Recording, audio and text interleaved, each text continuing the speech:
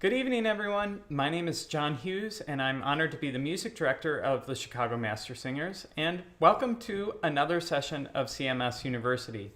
I'm really glad you're here, and I want to make sure you feel part of the online community that we've been building since August.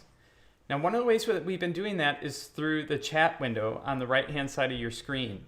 So I want to take a minute and invite you to log into YouTube and then join the conversation. No need to be a member of CMS, and if this is your first time watching the live stream, welcome, and you are also welcome to participate in the chat. Now, through this platform, you can interact with each other and with me. You can even ask me a question about the material, and I'll try my best to answer it. I just ask that you start those kind of questions with 3 or 4 question marks in a row so I can quickly see what's intended for me, and I'll give it my best shot. Now, our topic for tonight is practical uses of IPA for choir members. And I saw last week and tonight in the chat window that a lot of you, like many other university students, your mind automatically goes to alcohol with an India Pale Ale. But tonight's focus is about the International Phonetic Alphabet, that kind of IPA. So maybe one way to view it is the International Phonetic Alphabet is useful in choir rehearsal, and an India Pale Ale is useful after a long choir rehearsal. So we'll be focusing on the former. But if you are drinking along at home with a beer, cheers. All right, let's get into the topic at hand here, which is the International Phonetic Alphabet, right? Now, this is a very old system, dating back to the end of the 19th century, that is used in many, many fields. Linguistics and speech pathology and vocal music. Now, I know some of you watching tonight are real experts in IPA. Maybe you work in that field, in one of these fields. And, I've spent some time studying it, but as a choral person, my knowledge of IPA is really focused on its practical applications for choral music, right? So please forgive any transgressions I commit here tonight if I am showing that this isn't really my area of expertise, but something that we've kind of adopted within the musical field here. So just be aware of that. So basically, what is IPA? IPA is an alphabet that is trying to capture sound versus how the word looks, right? So each symbol in IPA is equivalent to one sound.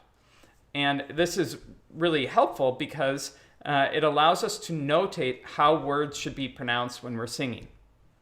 So let's start with an example here. Here's a piece of music that has kind of a syllable, right? It's not a real text yet in this case. There's no poem here. And we have the word is O-O-H. Now, as a conductor, I'm looking at this and thinking, okay, does the composer, right? My question is always, what does the composer want? What is their intention?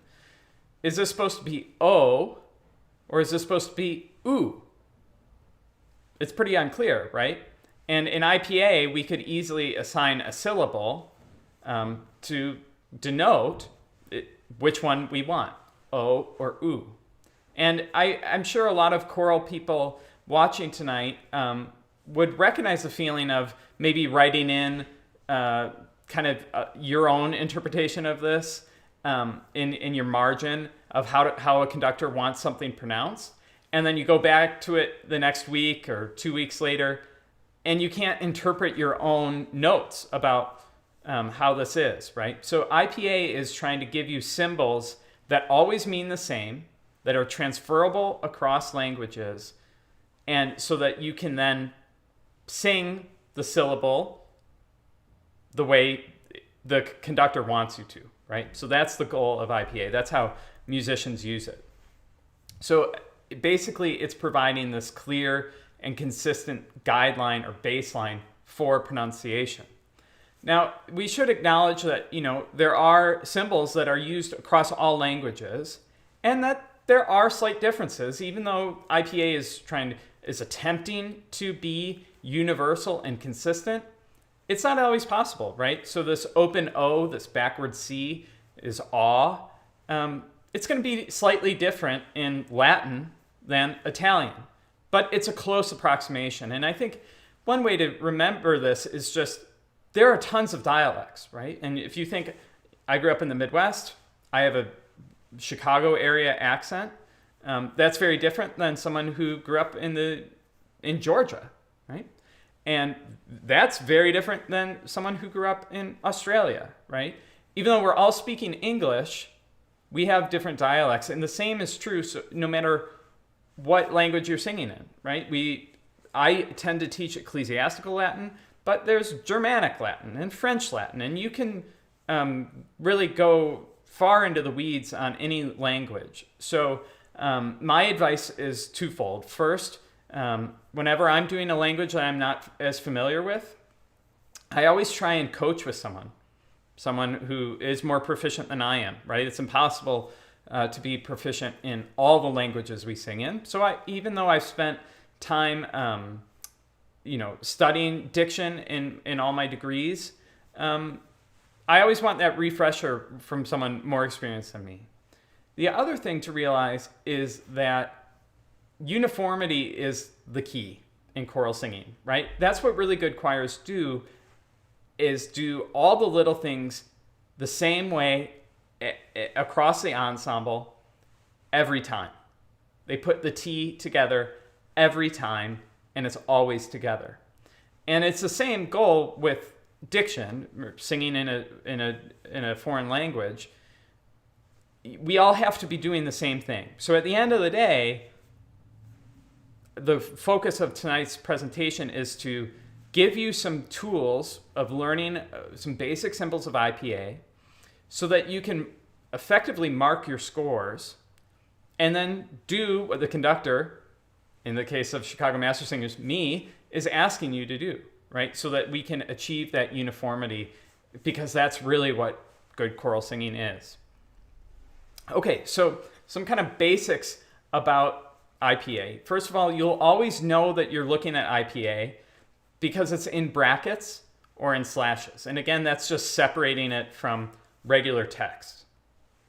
Now remember, IPA is really only focused on sound. It's not focused on spelling or anything else.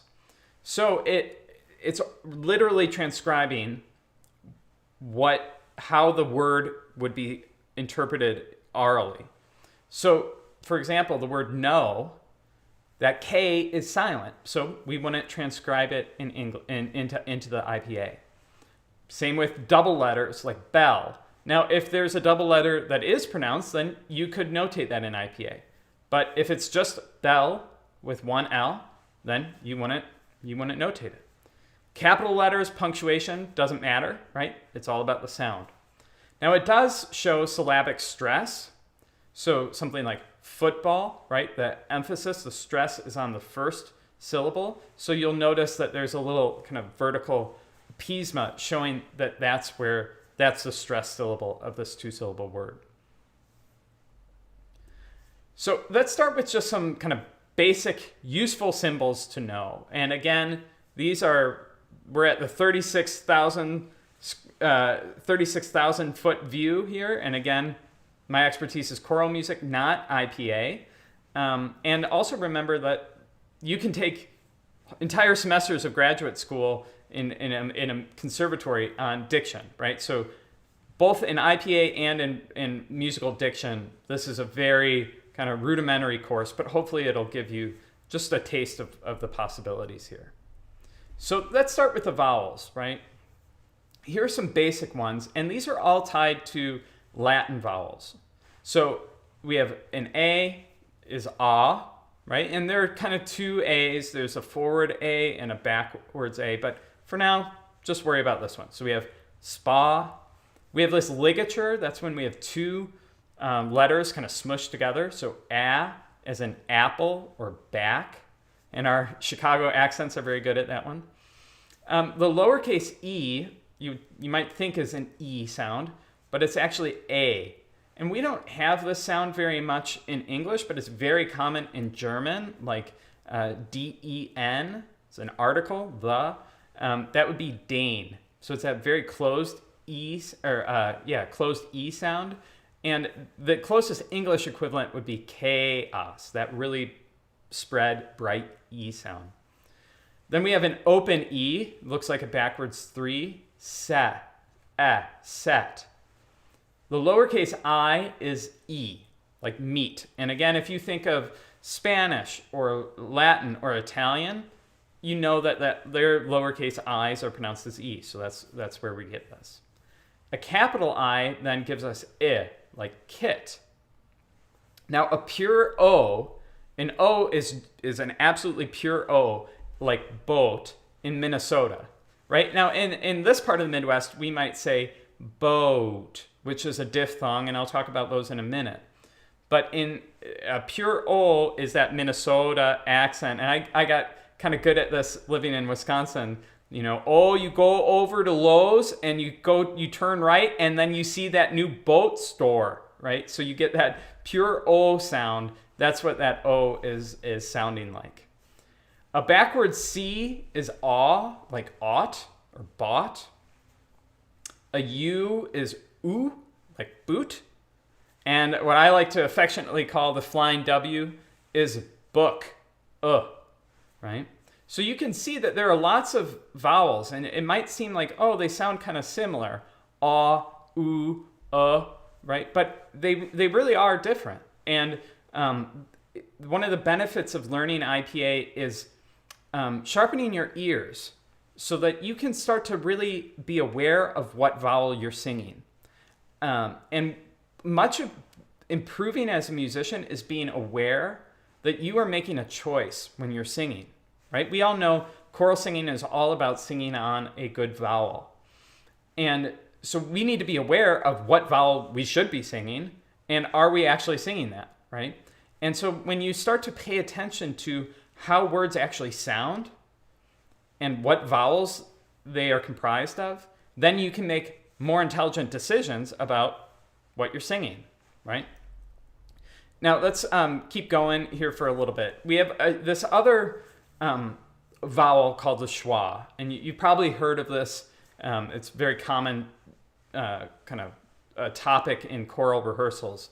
And this is the sound And it's a little confusing because there are 4 sounds of and it really kind of depends on their context. So if it's a stressed, just look at the top row here without an R. If it's stressed like buck, right? There's one syllable in that word.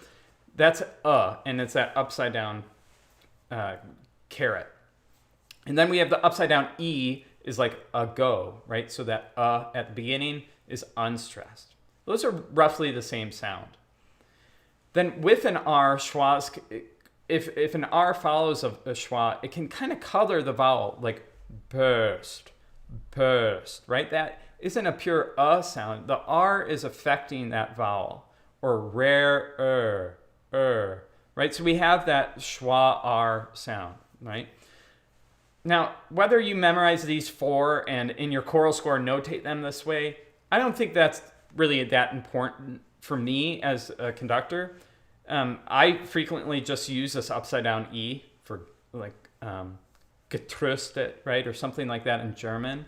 But it's just important to know, okay, what is a schwa and how can I mark it, right?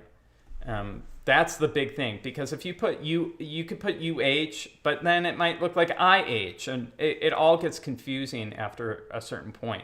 So like anything, IPA requires you to have some basic memory, right? That these are the symbols. But once you memorize those symbols, it can be a really effective tool. Let's talk a little bit about diphthongs. And diphthongs are when we have 2 vowel sounds in the same syllable. So this is where I'm talking about like sharpening your ears and being aware of what you're singing. So the word bright, if we say that very slowly, we hear that it's actually an ah and an e vowel together.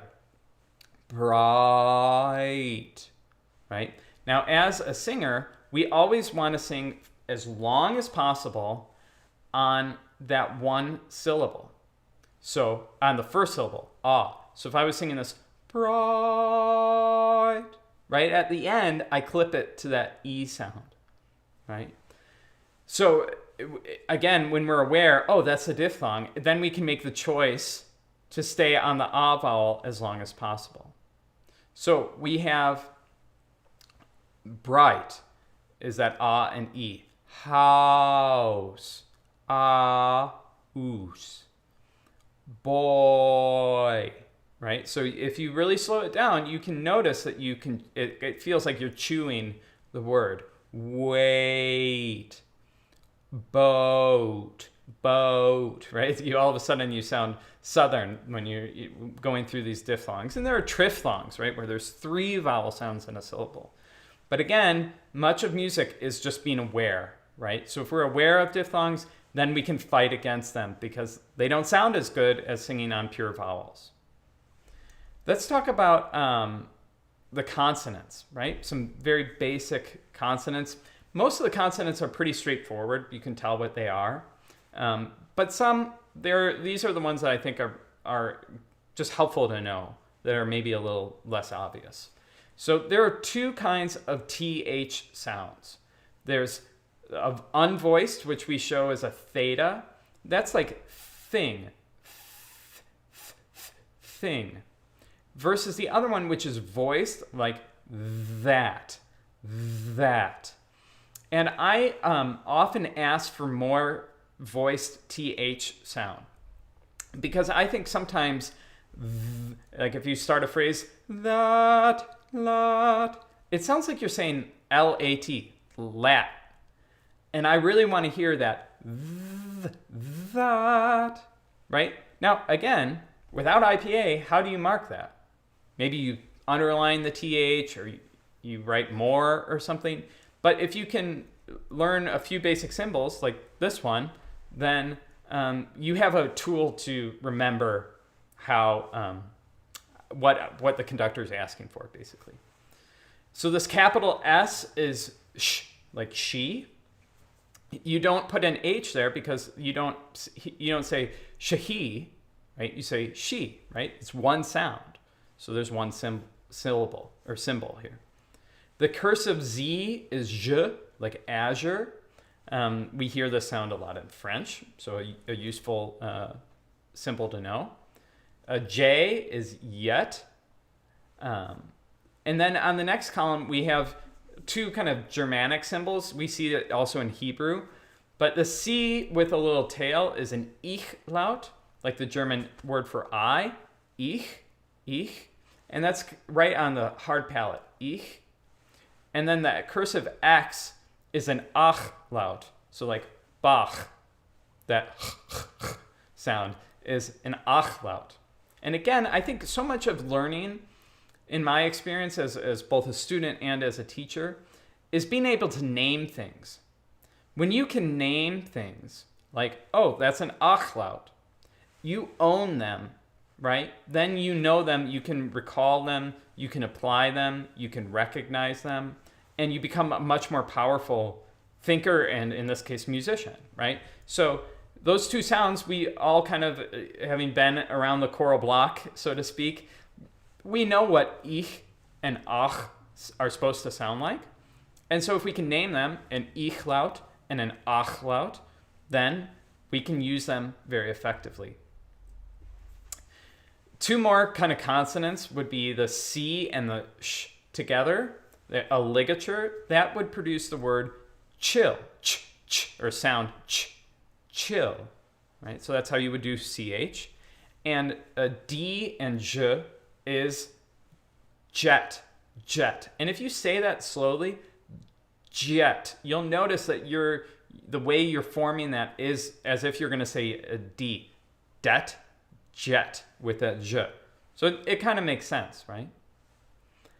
Okay, so play along with me. Let's do a quick pop quiz. If you want to get a piece of paper and a pencil, you can. Otherwise, you can play at home, or you could just kick back and have another sip of your IPA. But what I've done here is I put 12 words here. All kind of look the same. These are all English words. And let's see how you do on deciphering some IPA. And we'll take about 30 seconds or so and try our best here.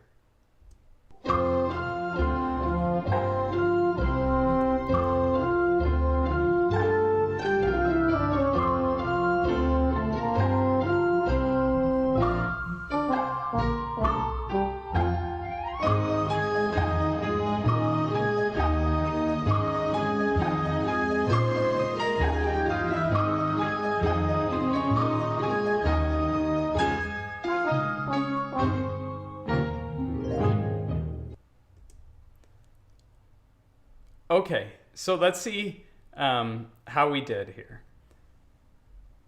These are all in English. Let me go back a slide here. So the first one, lowercase I, is beat. The next one, capital I, so we have bit. The next one, that backwards 3, so bet. Then we have both. That theta is that th, that unvoiced th. Then we have bought, like the word ought, bought. Booth. Number 7, like book, bush. Then we have a few diphthong here. Bait. Then we have bat. Bath, batch, and badge. So first of all, you can see here in this little pretend quiz here, first of all, you can really admire people who learn English as a second language, right? All these words are spelled very differently and all sound very different, right? And like in the case of number 5 here, bought, look at how simple the IPA is. It's 3 sounds, b-ought, right? Now look at how it's spelled. It has that U and a GH. What does that mean, right?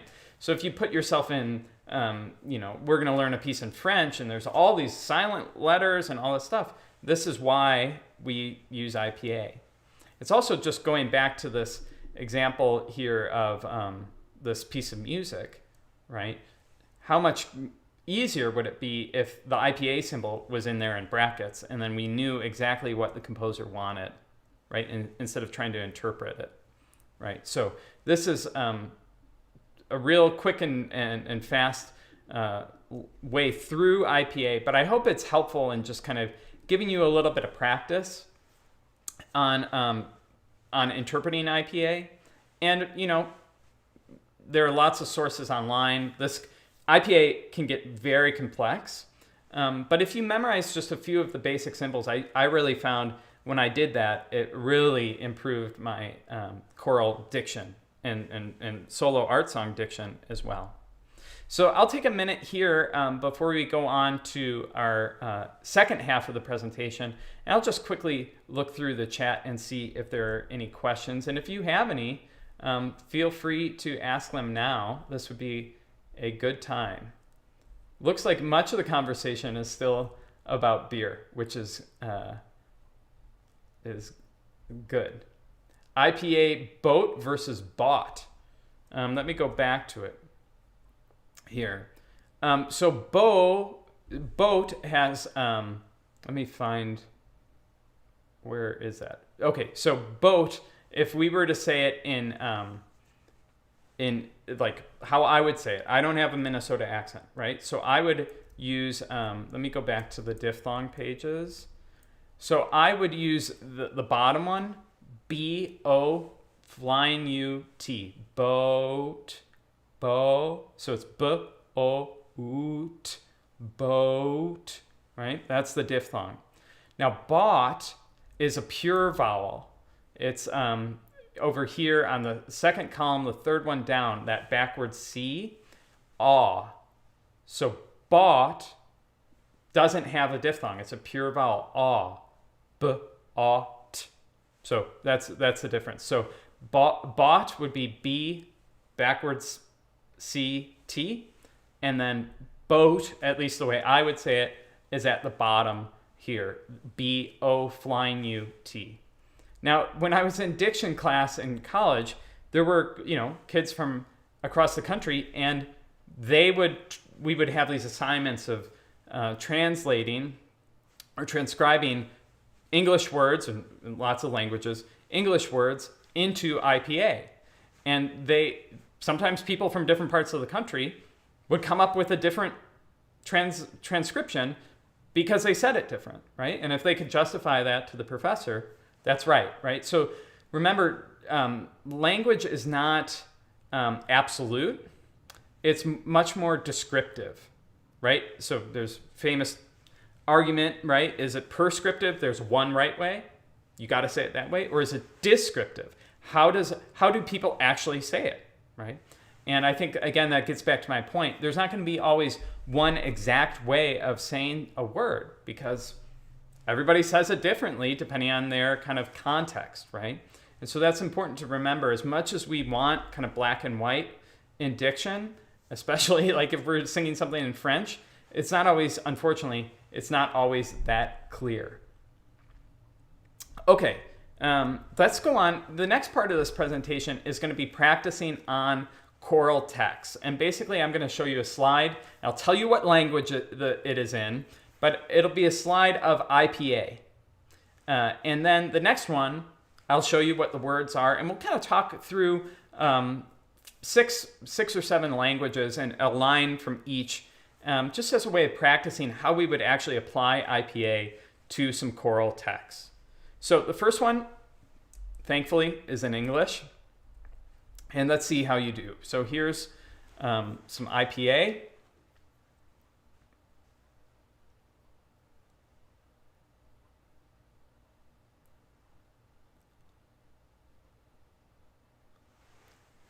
And I'll show you the next slide now here, and you can see how you did. So this is the title of a great piece by one of my favorite composers, Finzi. Thou didst delight my eyes. So a few things to kind of consider. First of all, I think English diction is very difficult to teach because we all have habits from speaking it. And so we aren't always very thoughtful about how we sing it, right? So I think it can be very difficult. The other thing is that we don't sing the way we speak. And so we do have to kind of modify some things for singing, and sometimes that's hard to break a habit. So one thing I already mentioned, this voice TH, I always want to hear more of that. Thou didst delight, thou didst. I would want that breath going and that consonant before the beat. Thou didst delight. So that would be one thing I would ask for, and now you'd have the symbol in rehearsal to mark that. The next thing is that we always modify words like delight. We would say delight instead of delight.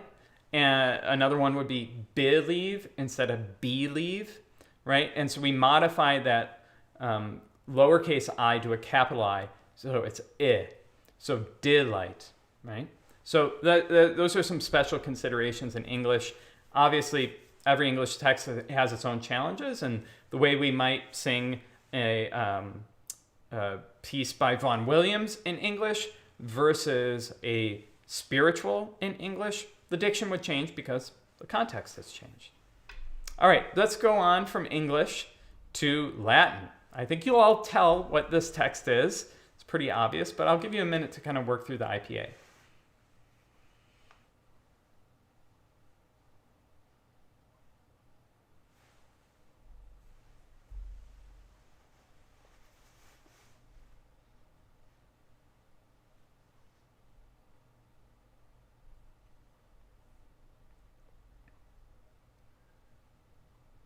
Okay, let's see how we did. So this is the Ave Verum Corpus text, right? Famously set by William Byrd, Mozart, lots of people, right? And I'll just read the IPA slowly. So this is Ave Verum Corpus Natum de Maria Virgine Vere Passum Immolatum in cruce pro homine. So one of the big things about Latin, especially ecclesiastical Latin, is that there are only 5 vowels. Every A is A, every E is E, every I is E, every O is A, and that's an open O. It's not corpus, it's corpus. Or proomine instead of proomine, it's A. And then every U is U. So Latin is pretty straightforward. It's one of the easiest languages to sing in, and it's one of the most pleasing languages to sing in because it has such pure vowels, right? That's why so many, and so does Italian. That's why so many people start singing, not in English, but they start with the 24 Italian art songs, right? Because they can teach this pure singing and bel canto legato, right? Now, you got to be a little careful with C's in Latin. So sometimes they're a CH, like luceat, right? Or they could be a K sound, like nunc, right? So you got to, there's some rules, and I'll show you resources for knowing all the, or at least, I don't know all these rules, right? I just look them up sometimes, and over time I've assimilated some of them, but some things I always have to check, right?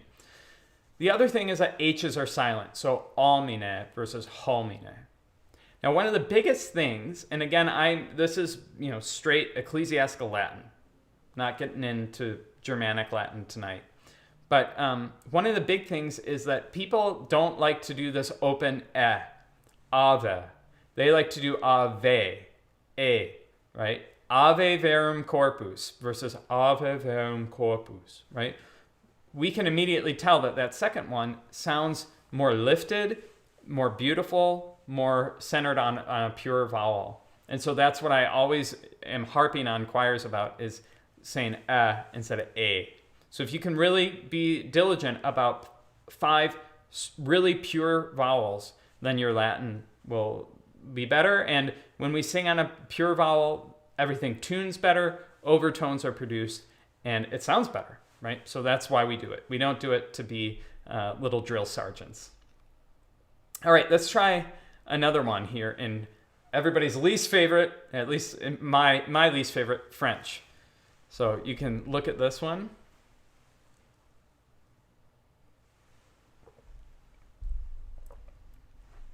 And for you French speakers, I'm sure you'd rather just see the French than this, but we'll get there in a second.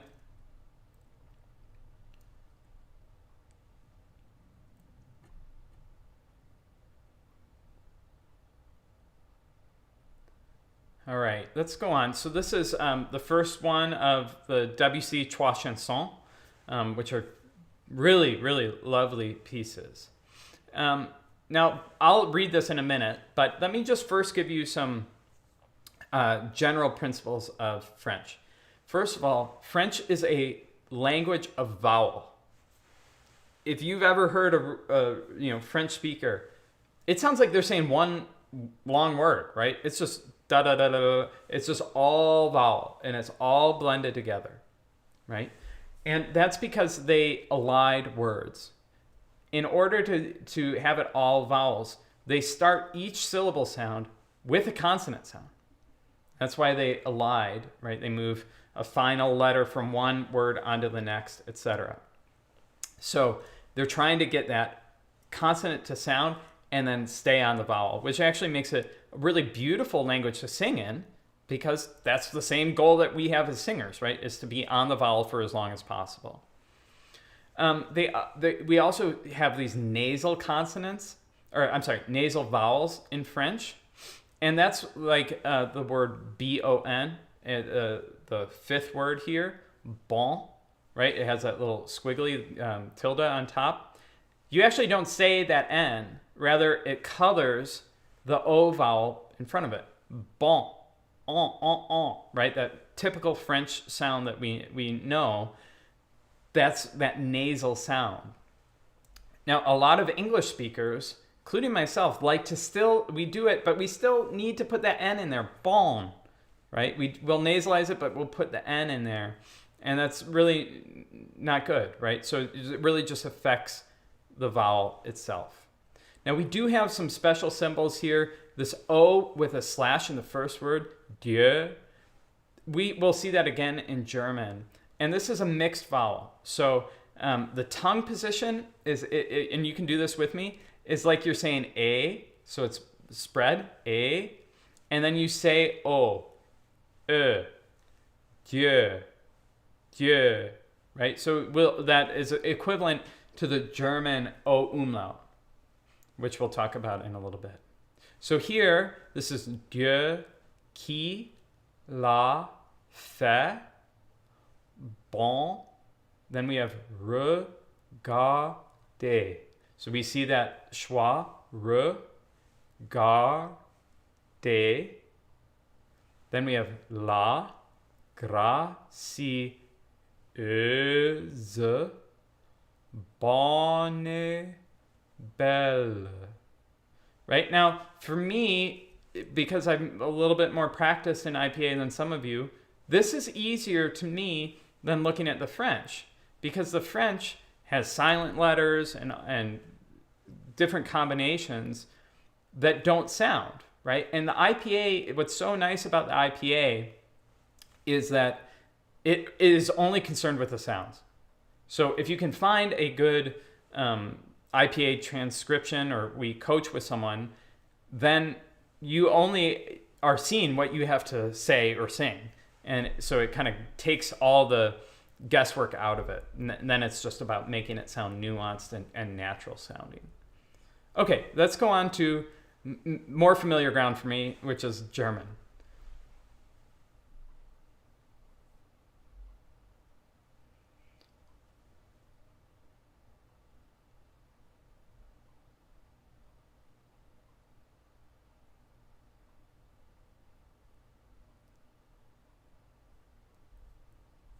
Okay, so let's look at the German here.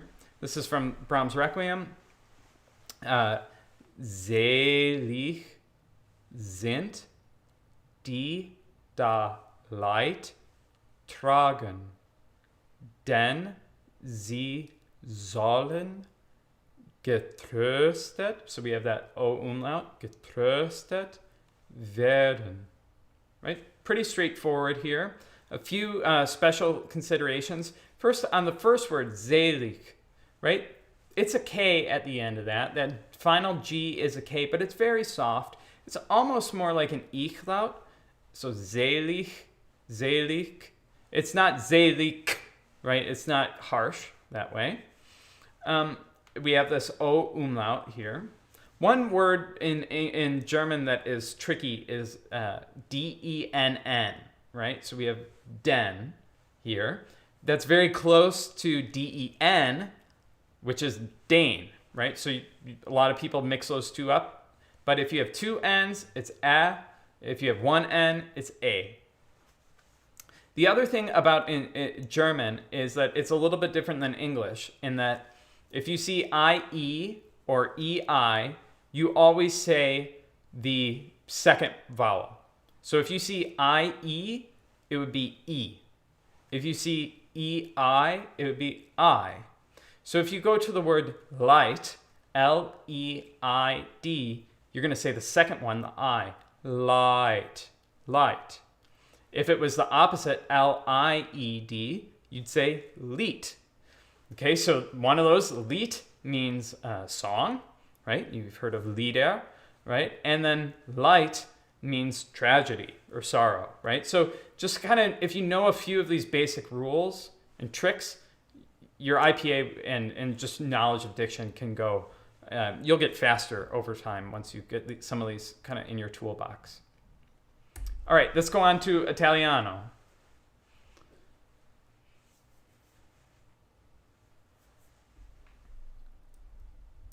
So this is just a short one, a title from a Monteverdi madrigal, which is Si che vorrei morire.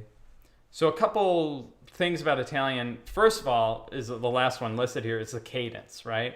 There's a very kind of lilting feel to Italian. Si che vorrei morire, right? So that's very stressed and unstressed. We have lots of, this middle word, vorrei, right? We have two kind of syllables. First, that we want to trill those double R's, vorrei. And then we really do embrace the diphthong. Vorrei. Sì, che io vorrei morire. So we want to really go through that. And I think Italian is fairly easy. Once you kind of get it in your mouth, you can quickly sound more authentic by having that cadence. So it's really important that you practice kind of almost overdoing it until it becomes more natural. Okay, a couple more languages here. Let's try Hebrew next.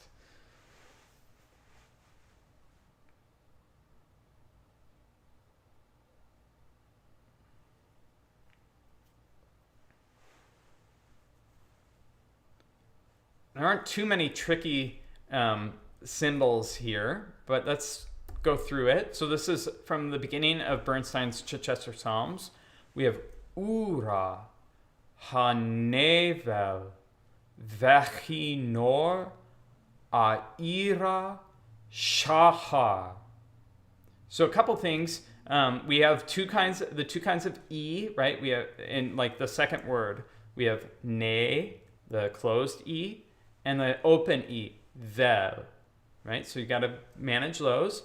And then we want lots of H and the ach loud, ha, or shahar, right? So we really want that. And those of us who've been around the choral block, again, know that there's a lot of struggle when you're performing with lots of instruments like an orchestra to get consonants heard, right? And so in a language like Hebrew, we have to work doubly hard to make sure these consonant clusters are heard over that orchestra. But Hebrew, to me, isn't too difficult once you're in IPA to get it, because there are many more sounds that we have in English in Hebrew too. Okay, our final language is Spanish for this evening. And Monica, I love Chichester Psalms too. It's one of my favorites.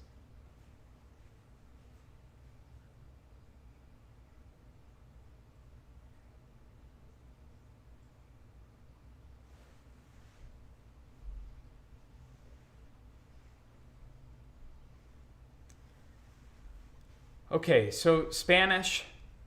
This is from Soneto de la Noche by Morton Lauridsen.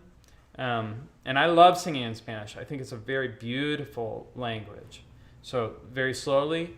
Cuando yo muero, quiero tus manos en mis ojos. Right?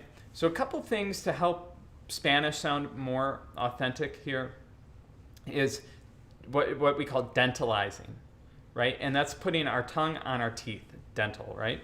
So if we say cuando, we sound very American, cuando.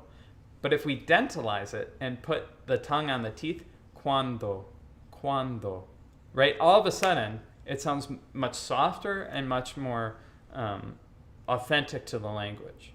So we do that on cuando or tus, right? Instead of tus, right? It's not hard at all. The other thing is that we want to roll our R's, or at least tap them. Quiero, right? Now, again, there are lots of dialects in Spanish. Sometimes it is quiero, right? They'll really roll it. We don't need to do that all the time when we're singing.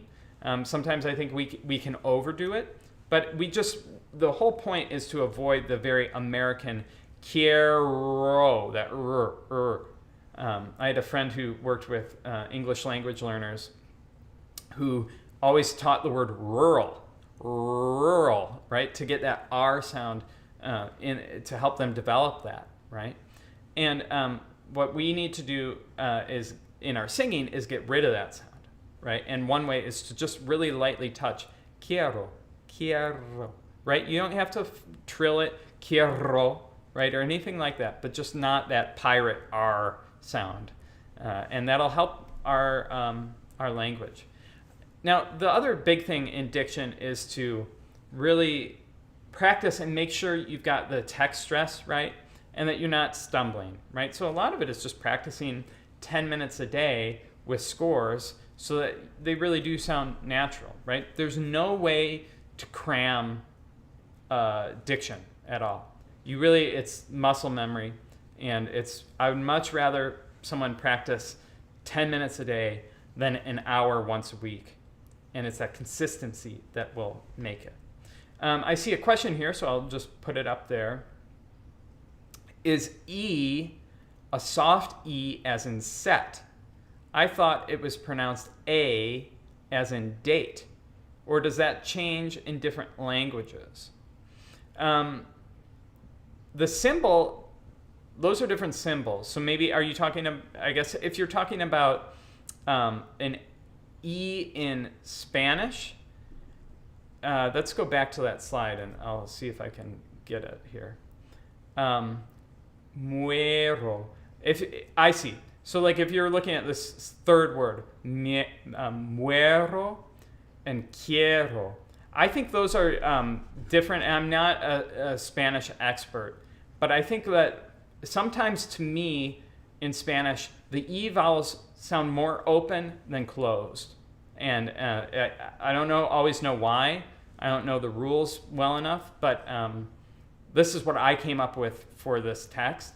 And to me, it sounds more muero than muero, quiero. But that's just a personal preference. And again, I think a lot of it is just all doing it the same and coaching with someone who really knows it. Oh, ein instead of en. Manos en. Yeah, I think you're right, Sharon, actually. I think that should be a backwards 3. Manos en mis ojos. That sounds good to me. And, the other thing to realize, not to completely undercut my presentation, is that when we're singing, and you're singing quickly, the difference between ein and en goes by very quickly, right? So you can get a lot of gray hair from pulling this, trying to be as exactly as possible. And I think the best thing is to listen and to be intentional, right? We want to be respectful of other languages and give them our full attention. And at the same time, the text is part of the music, right? So we're always adjusting, in English and every language, we're adjusting vowels to what part of our range they're in. We're modifying vowels as a soprano. Up top you might be opening and cheating that vowel a little bit to make it. So, it's not a precise science in singing, unfortunately. There's just a lot of gray area. So I hope that was helpful. But yeah, it's not always super clear. I hope this has been kind of a good overview of IPA and some different approaches to languages. And like I said, there's a million resources and books you can check out. And I'll share those with you, but sit tight through just this brief little bit of housekeeping until the moment of Zen, because I think we have a special one tonight. So some books that you might be interested in checking out. There are 2 here at the beginning about singing in English, both of which I really recommend.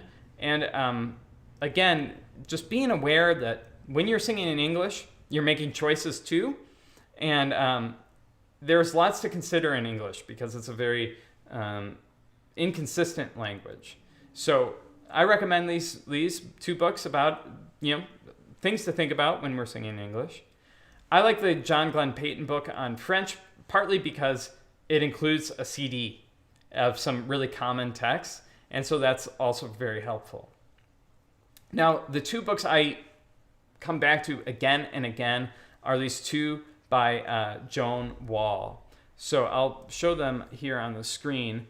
This is the first one that I have listed here, which is called The International Phonetic Alphabet for Singers, a Manual for English and Foreign Language Diction.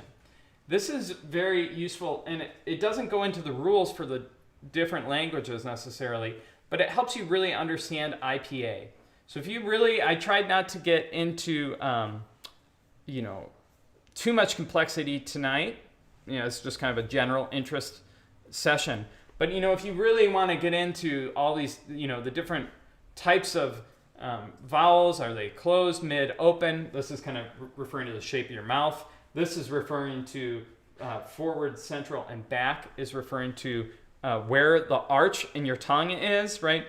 So there's a lot of complexity here, but I recommend this book if you really want to get a grasp of IPA, and you can see here, you can practice transcribing them, and it also really just goes through symbol by symbol. So this is oi, as in boy, and then it talks about how your tongue is, how your jaw is, your lips, your soft palate, etc.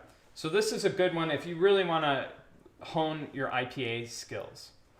The other book by Joan Wall that I recommend is this one, Diction for Singers, which then you use the IPA that you've learned in the other book to learn about how to sing in English, Italian, Latin, German, French, and Spanish. And for each language, there are these very handy charts that then, if you're interested in a particular rule or a word, you can quickly reference it. And then, if you want to learn more, then you can turn the page and learn for more detail. So, for example, if we want to learn a little bit about the rule about den or dane, we can go to E. If we see that and we don't remember which one it is, then you can go learn more detail on how the letter E is pronounced in German, right? And it goes on for a couple pages. So this is a very useful resource because it presents information both kind of at a glance if you just need a reminder, and then in great detail if you need to learn more. Now, there are other resources like the Earth Songs publication or publisher has a lot of resources on Hebrew text. If you're doing something in Russian or Church Slavonic, you could go to Muzika Rusika, and they have recordings of speakers and singers. So there's a ton of resources out there, but the two Joan Wall books, and I'll put them back up here, these are good. You know, if you just want something basic on your shelf, these are the two I would recommend for you to consult. I hope that this has been helpful and given you a little taste of this world, right? We haven't even gotten into doing things in, Old French or Old German or, Mexican Spanish versus Iberian Spanish, right? I mean, it's a whole world out there. But I hope that this gives you a little taste and maybe you picked up a thing or two. I hope that you'll come back next week when I'll be talking about how choral scholars like myself make modern editions of Renaissance pieces. So I've spent much of my career working on a 1593 Passion setting, and I recently took the part books and made a modern edition of that piece that will be published later this year. And I'm going to talk about that whole process and all the decisions and what goes into producing that kind of score, right? Because for a long time, that's how choral music was in part books. And now when we sing it, we have these beautiful scores that someone edited. And so I'm going to give you a little insight into that process.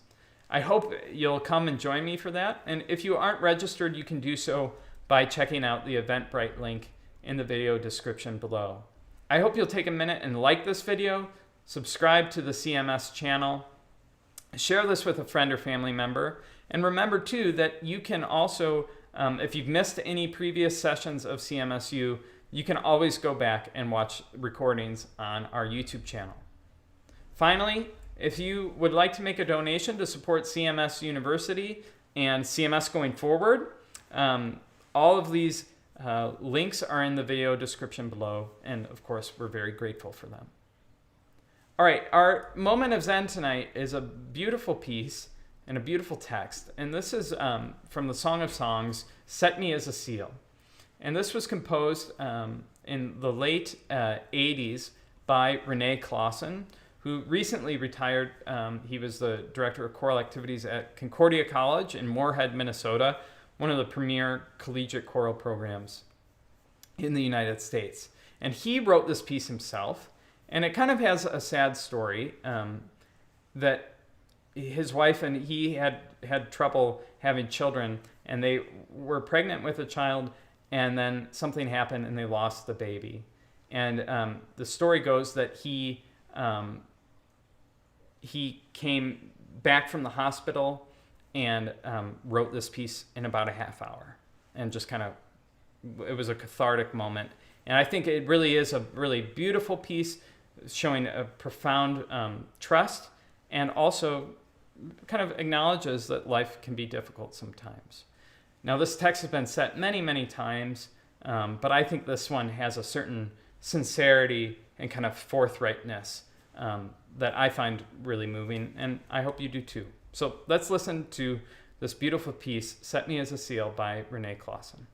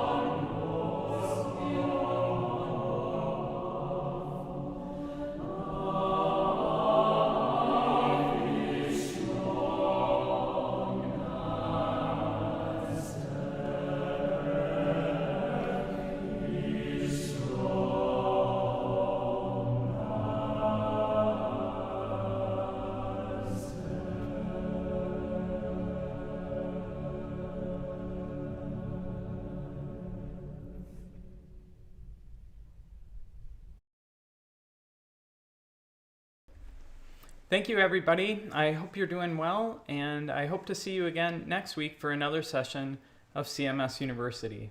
Until then, take care and have a good night.